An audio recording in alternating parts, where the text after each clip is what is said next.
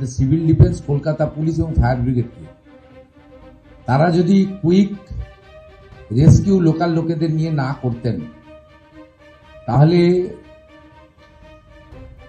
এই মৃত্যুর সংখ্যাটা অনেক লম্বা হতো এবং অত্যন্ত একটা মর্মান্তিক ঘটনা আজকে কলকাতা তথা রাজ্যের ক্ষেত্রে হতো। আমরা ধন্যবাদ জানাবো আমাদের এই জোনের আর্মির যিনি দায়িত্বে আছেন এনডিআরএফ এর। আমার সঙ্গে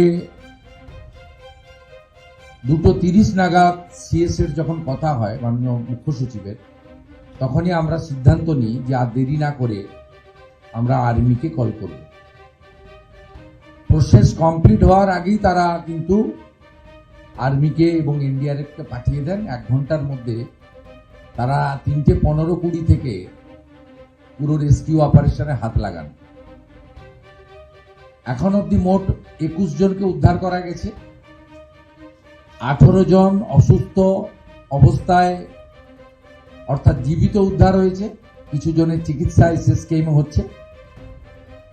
ওখানে স্বাস্থ্য দপ্তরের প্রতিমন্ত্রী সুমনা সরকার এবং হেলথ সেক্রেটারির নেতৃত্বে টিম কাজ করছে।